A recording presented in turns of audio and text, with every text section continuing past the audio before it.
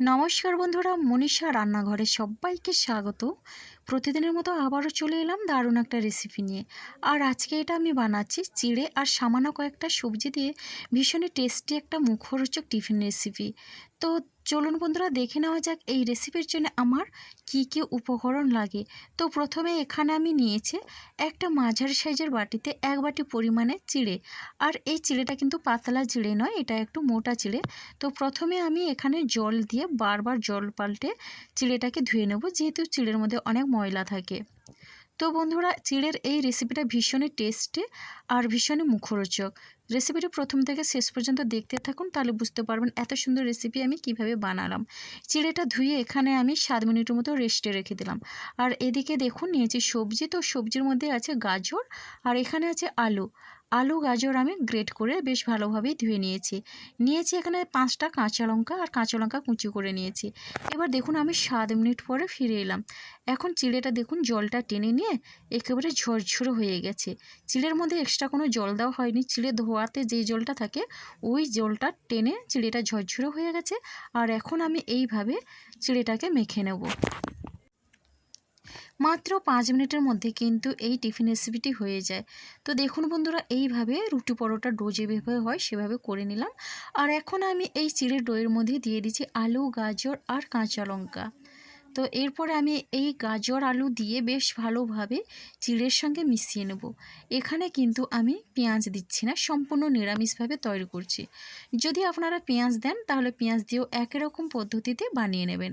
দেখুন চিড়ের সঙ্গে গাজর আর আলু কাঁচা লঙ্কা বেশ ভালোভাবে মিশিয়ে নিয়েছি। এবার আমি হাত দিয়ে আমি ওই বাটির চারিদিকে এইভাবে ছড়িয়ে দিচ্ছি। তো দেখুন মোটামুটি এটা করে নিয়ে এরপরে এখানে আমি কিছু মশলা দেব। তার আগে এখানে আমি দিয়ে দিচ্ছি 1 চামচ পরিমাণে বেসন, সঙ্গে একটু বেসন দিলে বেশ ভালো লাগবে। আর দিয়ে দিচ্ছি কালারের জন্যে হলুদের গুঁড়ো, আর এরপরে দিচ্ছি জিরের গুঁড়ো। তো এরপরে আমি এখানে দিয়ে দিচ্ছি দেখুন বন্ধুরা আমচুর পাউডার, বেশ ভালো লাগবে। আর দিয়ে দিচ্ছি চাট মশলা, আমচুর পাউডার চাট মশলা আমি দুটোই দিলাম। আর এখন আমি এখানে দিয়ে দিচ্ছি চিলি ফ্লেক্স, একটু ঝাল ঝাল হলে বেশ ভালো লাগবে। যদি আপনারা ঝাল পছন্দ না করেন তাহলে অল্প পরিমাণে ঝাল দিয়েও রান্না করতে পারেন। এরপর আমি এখানে দিয়ে দিচ্ছি কালো জিরে দিলে কিন্তু বেশ ভালো লাগবে। আর দেখুন বন্ধুরা, এরপর আমি দিয়ে দিচ্ছি স্বাদ অনুসারে লবণ। আর এখন আমি দিয়ে দিচ্ছি খুবই সামান্য পরিমাণে ধনেপাতা কুচি। এখন এই মশলাগুলো দিয়ে বেশ ভালোভাবেই আমি চিড়ের সঙ্গে মিশিয়ে নেব। যত ভালোভাবে মেশানো হবে এই রেসিপিটি কিন্তু খেতে ভীষণই টেস্টি হবে। তো দেখুন বন্ধুরা, এইভাবে করে আমি মিশিয়ে নিলাম। আর এটা কিন্তু বানাতে খুবই সহজ লাগে আর খেতে দুর্দান্ত। দেখুন বন্ধুরা, ডোর মতো করে আমি রেডি করে নিয়েছি। আর এখন হাতে একটু তেল মেখে নিয়েছি, দিয়ে এইভাবে আমি এখানে ছোট ছোট করে লেচি করে নেব। এতে করে কিন্তু হাতে কোনো রকমে লেগে থাকবে না। তো দেখুন বন্ধুরা, প্রথমে এইভাবে আমি গোল গোল করে নিচ্ছি, এরপরে হাত দিয়ে ঘুরিয়ে আমি চ্যাপ্টা শেপ দিয়ে নিচ্ছি। আপনারা চাইলে আপনাদের পছন্দের মতো লম্বা কিংবা গোল কিংবা চ্যাপ্টা যে কোনো শেপে আপনারা এই টিফিন রেসিপিটি বানিয়ে নিতে পারেন। এইভাবে করে আমি সবগুলো বানিয়ে নেব। আর এখানে কালো জিরে দেওয়ার কারণে কিন্তু এই টিফিন রেসিপিটা ভীষণই সুন্দর হয়। তো রেসিপিটি অবশ্যই আপনাদের ভালো লাগলে লাইক শেয়ার কমেন্ট এবং সাবস্ক্রাইব করে পাশে থাকবেন। নতুন বন্ধুরা আপনারাও যারা এখনও চ্যানেলটিকে সাবস্ক্রাইব করেনি প্লিজ সাবস্ক্রাইব করে পাশে থাকা বেল আইকনটি প্রেস করে নোটিফিকেশান অল করে দেবেন, তাহলে সবার আগে আপনারা আমার নোটিফিকেশান পেয়ে যাবেন। তো দেখুন বন্ধুরা, কতটা সুন্দর লাগছে এগুলো বানাতে। আর এটা ভাজার পরে কিন্তু আরও দেখতে ভালো লাগবে আর খেতেও বেশ ভালো লাগবে। দেখুন বন্ধুরা, এইভাবে করে কিন্তু এখানে আমি সবগুলো টিফিন বানিয়ে নিয়েছি। এবার আমি এগুলো ভেজে নেব। তো প্রথমে এখানে গ্যাসে আমি দিয়েছি একটা প্যানের মধ্যে আগের থেকে আমি রিফাইন্ড অয়েল দিয়েছি। আর তেলটা বেশ ভালোভাবে গরম করে নিয়েছি। এখন একটা করে আমি দিয়ে দিচ্ছি। এখানে কিন্তু আমি সবগুলো দিচ্ছি না, আমি 3টেই দিলাম। যেহেতু আমি এই টিফিনের সাইজটা একটু বড় করেছি তার জন্য প্রথমে আমি 3টে দিলাম। আর অল্প তেলেই কিন্তু আমি এগুলো ভেজে নেব। আমি কিন্তু এই সময় গ্যাসের ফ্লেমটা মিডিয়ামে রেখেছি। মিডিয়াম ফ্লেমে রেখে উল্টে পাল্টে একটু পছন্দের কালার করে ভেজে নেব।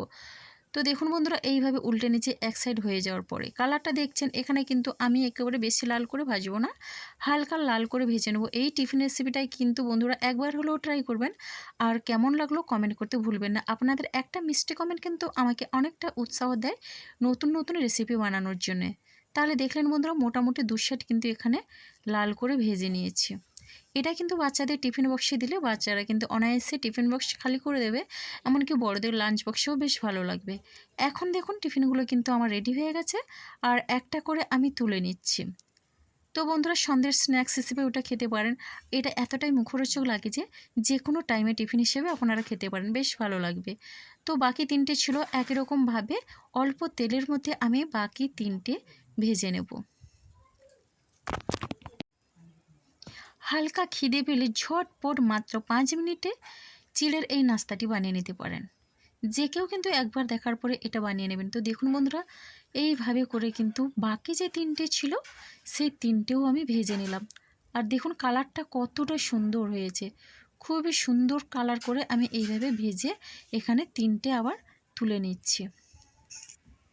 বাড়িতে কোনো কিছু না থাকলে শুধুমাত্র চিড়ে দিয়ে ঝটপট বানিয়ে নিন এই রকম সুন্দর একটা টিফিন রেসিপি। আর এটা কিন্তু বাড়ির লোককে একবার খাওয়ালে সবাই কিন্তু এটা খাওয়ার জন্য বায়না করবে। তো বন্ধুরা, বাড়িতে কোনো গেস্ট এলেও এটা বানিয়ে খাওয়াতে পারেন। দেখুন এখন কিন্তু আমার পরিবেশনের জন্য একেবারে রেডি হয়ে গেছে। আর এটা কিন্তু টমেটো সসের সঙ্গে বেশ ভালো লাগে। এটা মুচমুচে হয়েছে আর ভেতরটা দেখুন বন্ধুরা কতটা সুন্দর। প্রত্যেকটা কিন্তু খুবই সুন্দর হয়েছে আর বেশ ভালোভাবেই ভাজা হয়েছে। চপ সিঙ্গারা খেতে যখন ভালো লাগে না, তখন এই টিফিন রেসিপিটা একবার হলেও ট্রাই করবেন, দেখবেন বেশ ভালো লাগবে। তো আজকের রেসিপিটি আমার এই পর্যন্ত। আগামীকাল আসবো আবারও একটা নতুন রেসিপি নিয়ে। আপনারা সবাই সুস্থ থাকুন, ভালো থাকুন। অসংখ্য ধন্যবাদ।